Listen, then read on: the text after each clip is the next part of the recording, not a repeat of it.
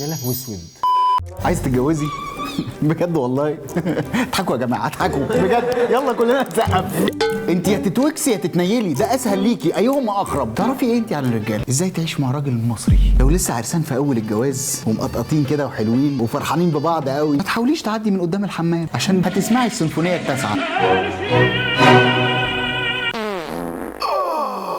انت طبعا في اول الجواز بتكوني ملهوفة عليك ومسلمة، تقدر تقول مستسلمة، حاسة إني طايرة في السما. احنا بقى كرجاله عكسكم تماما.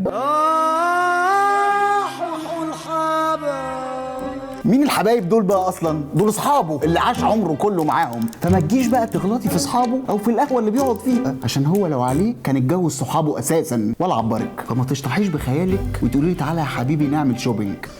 لا ده انت والشوبينج واللي خلفوا اهلك في كفه وراحت في خاله في كفه تانيه خالص. يا عزه عايزاه يحبك سيبيه يفخد.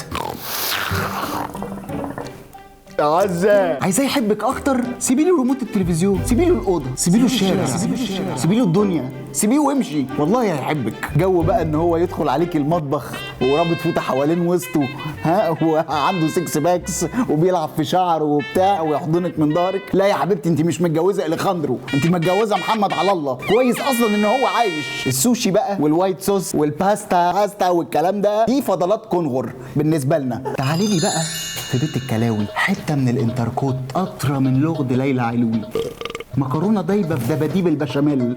هو ده. طبعا في اسئله كده ما ينفعش تساليها له، حبيبي الليله احسن ولا البربل؟ عشان هيقول لك ليله امك، دي بالنسبه له شتيمه. والراجل المصري ينبوع كرامه ما تخلوش.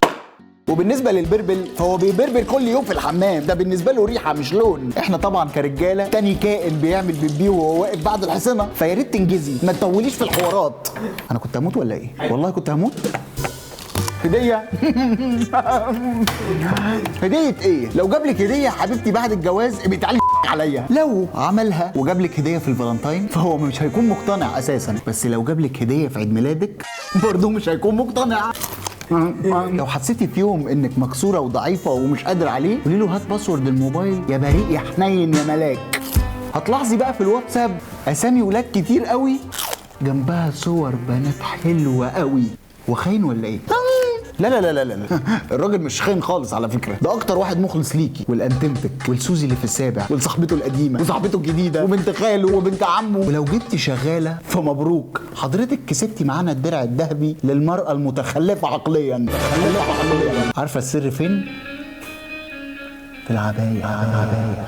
حبيبي ممكن اطلب منك طلبين؟ عايزين بيتزا ستافت كراست وحضن. اقسم بالله هتسمعي احلى طرقعه على قفاكي. ولعلمك بقى لو لبستي تيشيرت من تيشيرتاته اللي هو يوصل لك لغايه الركبه وتكوني سكسي وبتاع، اقسم بالله ده بالنسبه لنا صريخ ضحك كده هتباني هبله. لو لقيتيه متضايق وقلت له فيه ايه وقال لك مفيش يبقى مفيش، احنا مش زيكم مش 63,000 فيه ايه، احنا مفيش يعني مفيش، انت ما بتقولش.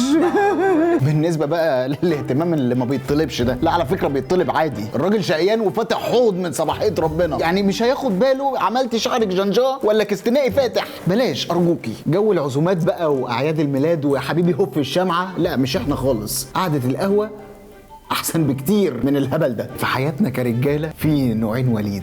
الو ايه انت فين يا وليد؟ وليد بيتصل بيا وحشني يا زباله. مراتي اهي، خد يا حبيبتي كلمي وليد. اوكي يا وليد هنتقابل يا حبيبي النهارده، مع السلامه. النوع التاني بقى ايوه يا وليد بحبك. بحبك طبعا، ده احنا اخويا عشره.